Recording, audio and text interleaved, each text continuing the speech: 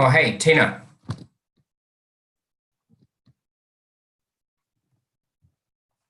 Hello. Mm, can you hear me? Yeah, I can hear you now. Okay, cool. Okay. So we just need Adam to join. Hey, did you just open that link that I sent? I just type it into my browser and it works. Ah, yeah, because I tried logging in and I was the only one here, so I thought I had to invite people. Because I just saw it on WeChat, so I just typed it in. Let me tell Adam. Okay. Oh, cool. Oh, he got it. Okay, great. So, Adam, how's it going? good morning. Good morning.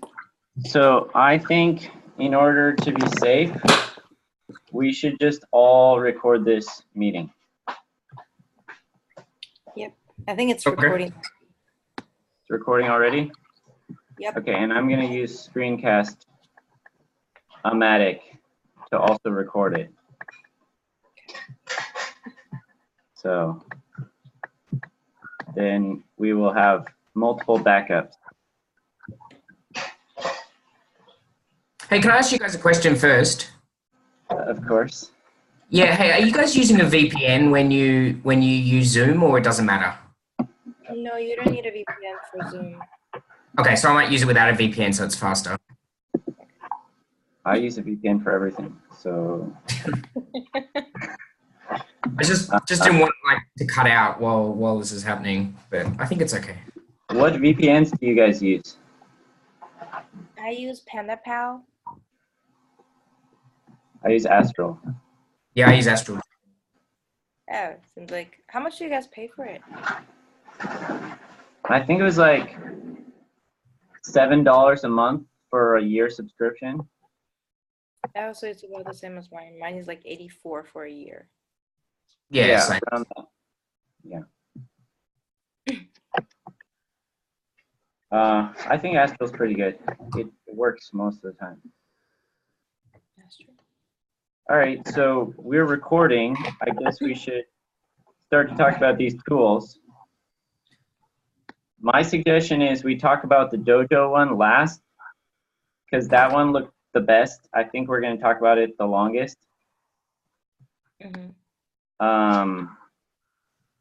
So do you want to start with,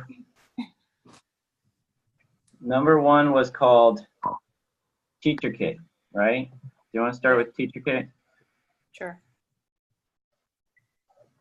What was your impression of TeacherKit? You go first, Tina.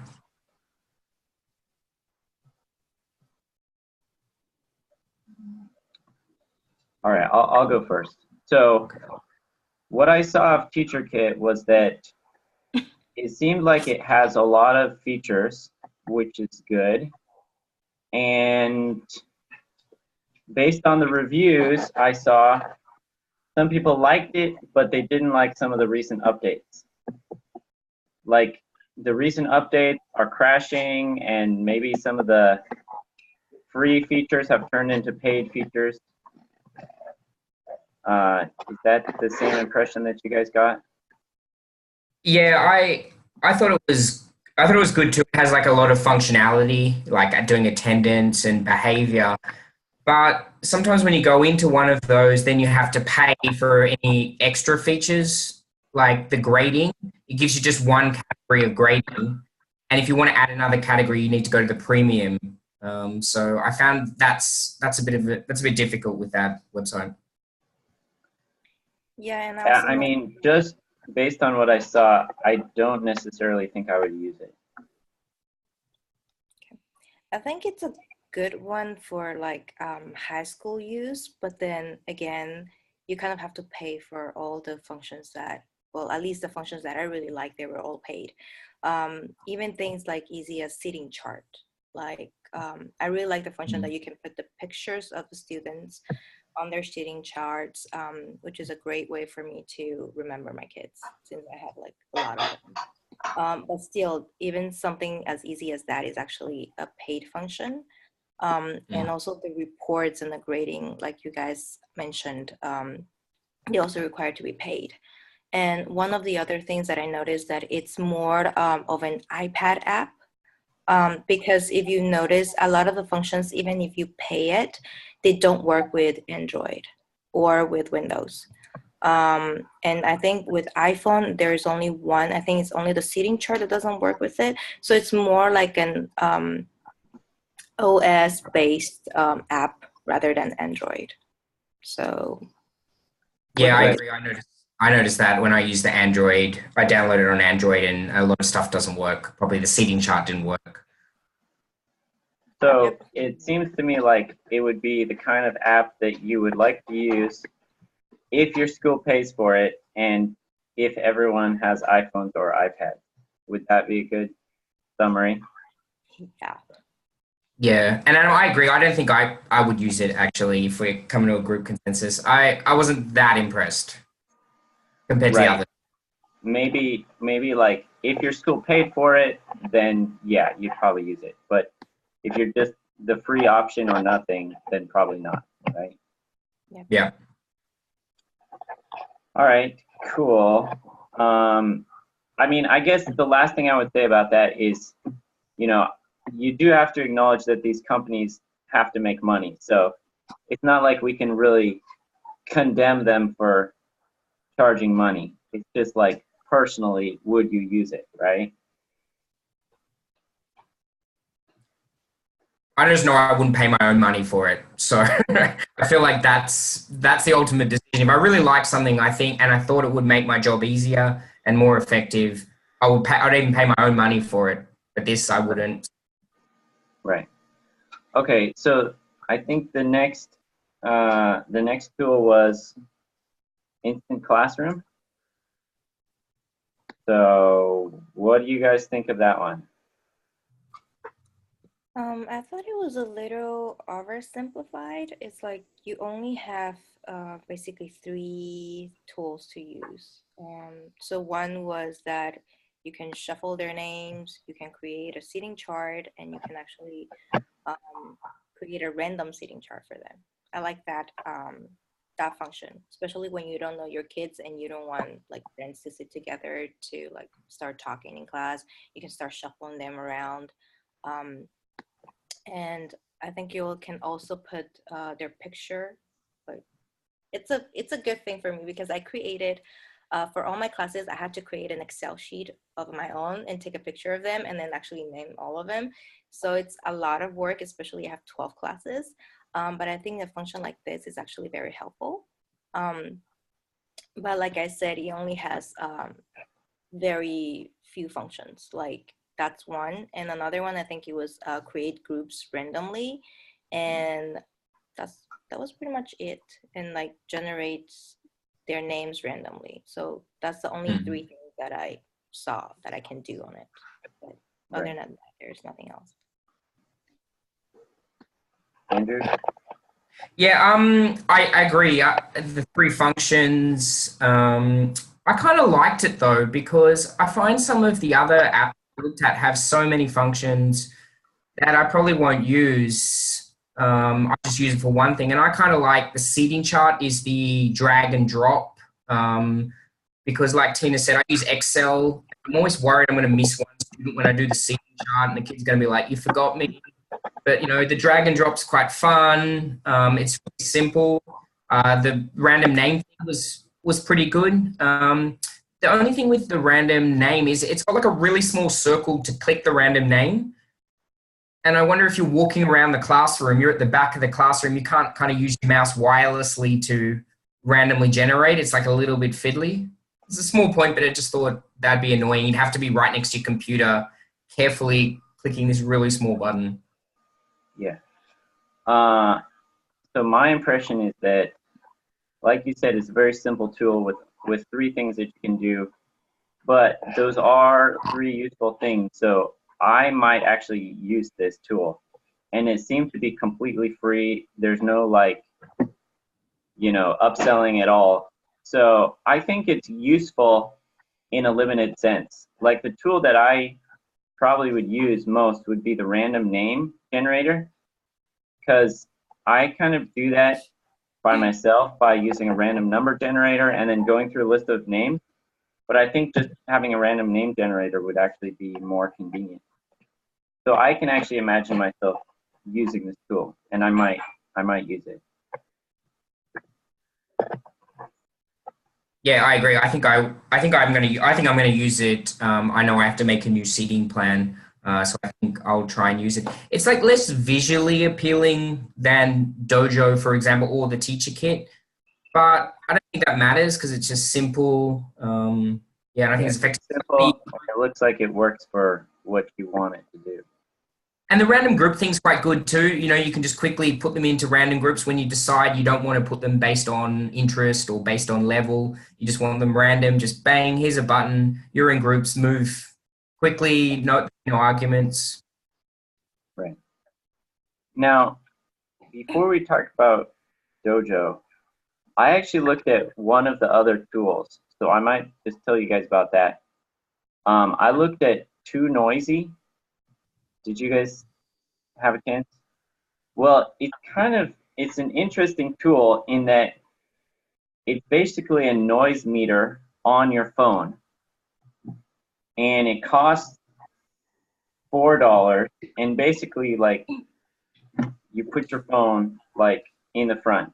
I didn't buy it, but I just like read a summary of it. You put your phone in the front, and it'll show you the noise meter, and then basically, if the classroom gets too loud, like the app explodes. So it's like a game for the kids to be too quiet or not be too noisy and to try to stay quiet. So I thought that was actually really interesting, and I can imagine myself maybe using that also.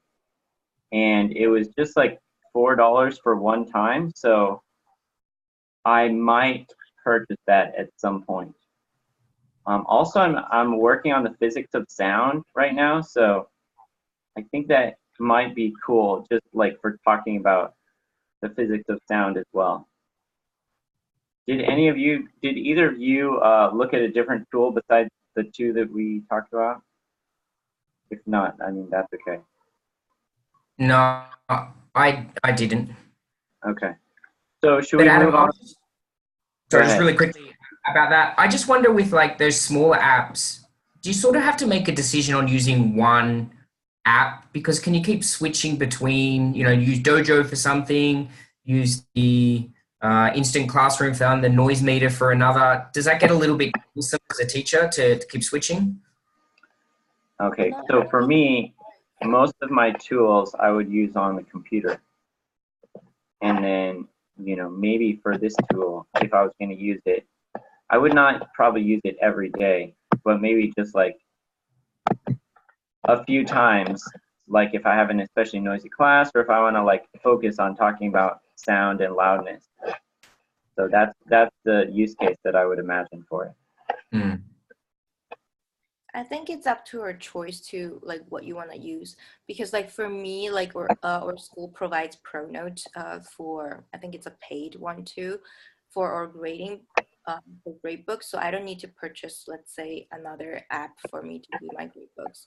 But I do need help with seating charts, so I might use Instant Classroom for seating chart and then put their pictures in there. Yeah. Or things like noise control or timer and other things, I might use Dojo for it. Right. Andrew, what do you use for grading?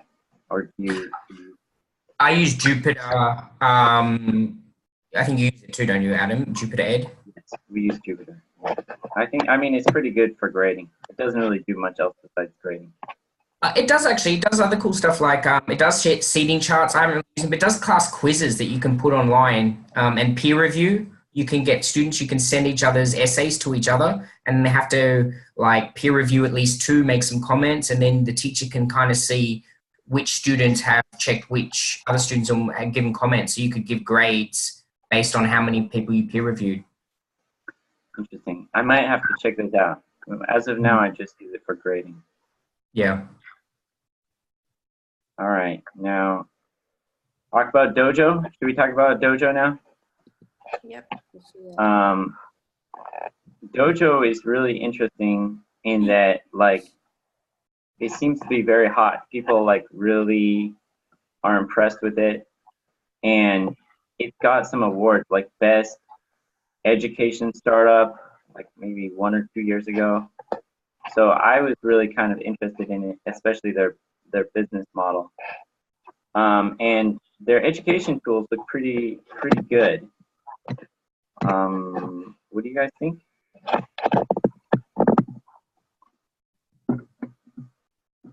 They have a lot of education tools. Like, for example, they had some, like, I think the main one is like giving positive and negative feedback based on performance, right? And then another one is like, you take pictures of your students doing classwork and then you can send that to the parents. So that's also very useful. But overall, I saw pretty much nothing but positive feedback for Dojo. You can go first if you want.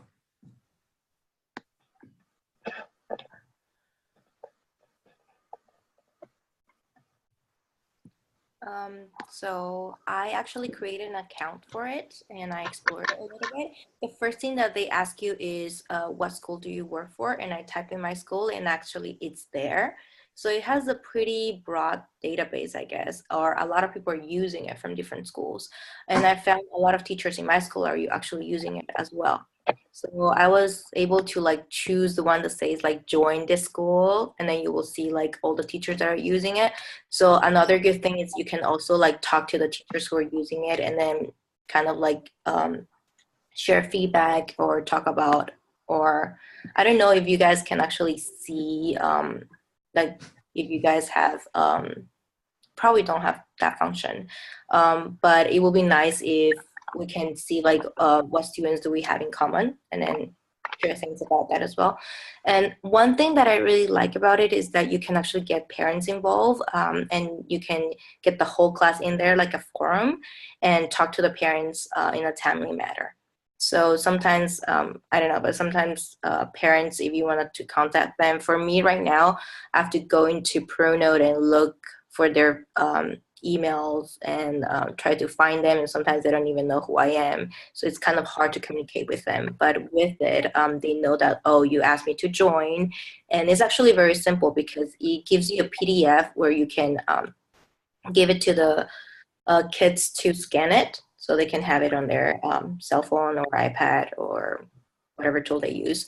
And also each kid, you can give them the paperwork that says that gives them the code to enter.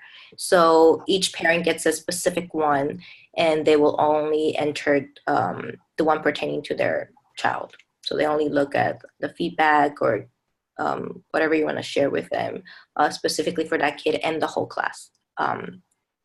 So that keeps kind of, especially if you want to talk something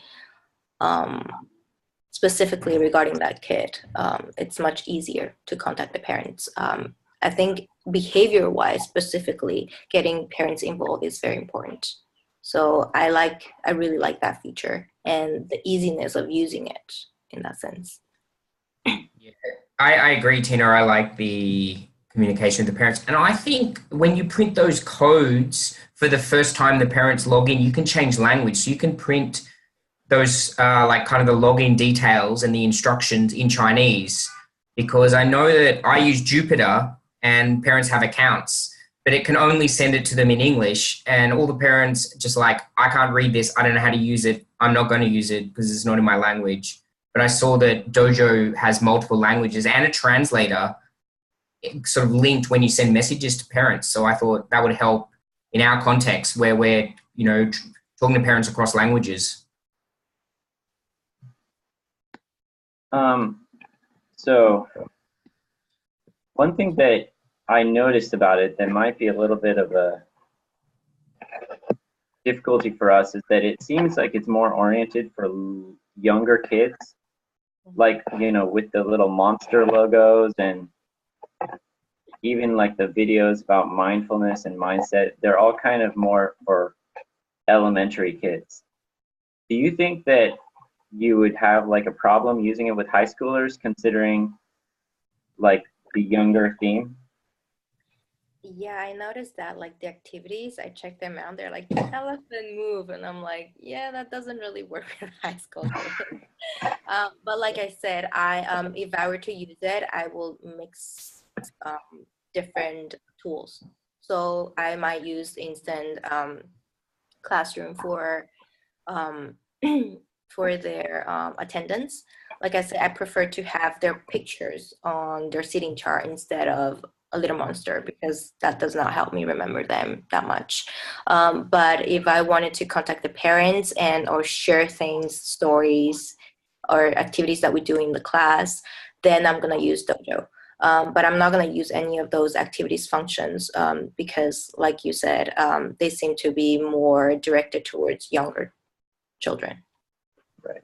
Right. So I actually think I'm going to try to use Dojo next week. I have a 10th grade class and they don't love participating and they're actually a little bit immature for 10th grade. And I actually think that having the monsters, I think they'll think it's kind of fun. It's kind of visually appealing.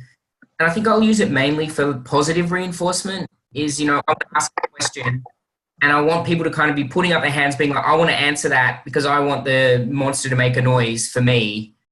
And even though it sounds like a little bit silly, I think it's that positive reinforcement. The same as sort of tallying points or giving tokens or something like that. I just wonder if it might just motivate them a little bit, especially just on that positive side. I don't think I'd use the negative behavior too much because it's too public. I wouldn't like to be like, bum bum, and everyone's like, oh, they know that was them, and everyone's kind of like laughing at them or something. Right. Yeah. Now, I was also like really curious about how this company is going to make money. Like everything seems to be free, and I'm just wondering, like, okay, are they going to make some of the stuff paid in the future? Like, they have investments from Y Combinator and then different VC firms, so eventually they're going to want to make money, and I don't know exactly how they're going to make it. Either maybe ask the schools to pay or ask get some advertising. So I don't know. Did you guys think about that at all? I think like a lot of the free apps, eventually they will come up with things that you need to pay for. So it might be some of the features that we really like or some of the features that seem more advanced. Or I was thinking, since we were saying that this is more for younger children, maybe they can have like differences between like different ages, or like I said, like different functions, even adding pictures to their icons. They might come up with things like that that you might have to pay later on, because it will be hard to survive if they're always free. And I didn't really see any advertisements on it. Like Instant Classroom, I saw advertisements, so I can kind of see like, oh, they're trying to earn money through advertising stuff. But Dojo might even come up with those as well later on. So we never Right.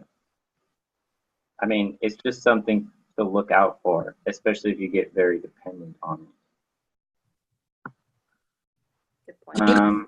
Any disadvantages? Do you guys think of any with all the apps? I was trying to look for some of the disadvantages of using them, and I wondered if they could be distracting in the classroom. You're trying to teach a class, you're worrying about presenting content, but then in the back of your mind, you're trying to, click on monsters to make noises or track that behavior. I wonder if that's distracting for students or for teachers. I don't know what you guys think. I mean, it's kind of hard to say. You'd really have to try it out and see what the result is. So I would be really curious to hear from you, Andrew, after you try it, what kind of result you get. In my classes, I kind of do think that it would be a little distracting. I might only use it if there was a class that was like really having a hard time focusing, and maybe that would help them to focus, so they need a distraction from their distractions, right? But if there's a class that's already pretty good at focusing, I probably would just leave well enough alone. Yeah, I just wonder if students will, they're going to be more interested in trying to get points than actually learning. They might be like, when you walk next to them, they'll be like participating a ton because they want points. But if you're far away and you're with another group, they might be like, I can't get points right now, so that's not that important. Or if you give a negative point, then someone's going to be like, no, I wasn't doing that. It's a little bit disruptive. I don't know. That's my only negative about potentially using those apps. Yeah, well, let's just see what your experience is. I'm really curious about that. Maybe you can let us know next Well, I week. have a trial Monday. Okay, Yeah. cool. And I was also wondering, like, if you're using it, Andrew, can you also let me know, like, if because the purpose of using it is also creating a good behavior environment. But I was also wondering if it creates, because some of my kids are like that, especially the younger ones. They might get competitive and they do things just to get points, but not like out of, oh, I want to do it or I want to really learn it. And it might happen to be just like a couple kids that really are competitive and they want to answer all the questions. And the other kids are like, as long as I don't get a negative point, that's okay. So that's one of the complaints that I have as well. Right. So in that case, then you would have to maybe like actually direct questions to students. So, I mean, that kind of, it just depends on the attitudes of the students. So I think you would just have to figure it out on the fly, probably. Right. So I think it asks us in the evaluation if we to come to a consensus. What do you guys think? Would you use Dojo in the class? I might use it, but I don't really see a use case right now. But if I had a class that really needed behavior modification, then I would consider using it. Yeah, same here. Like if I have a lot of problems, like for example, the noise control, the noise meter that you were talking about. If I have a lot of problems with noise and stuff, or if I need to contact parents with methods other than email, then I will use it. But again, like for other things like taking attendance or specifically taking attendance for me is like a big thing because it helps me remember names like I mentioned before. So I will, for a free app, I will use Instant Classroom. Well, if my school pays for it, of course, I will use TeacherKit because of all the features that they have. But for a free one, I will not use TeacherKit at all.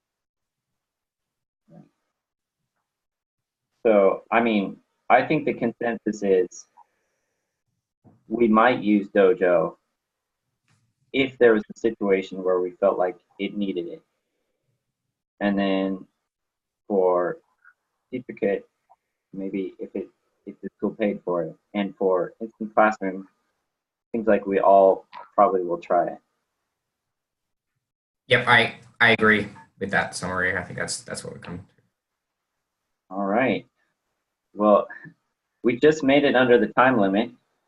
We're at about 27 minutes right now, so I feel sorry for Darla having to watch all these videos.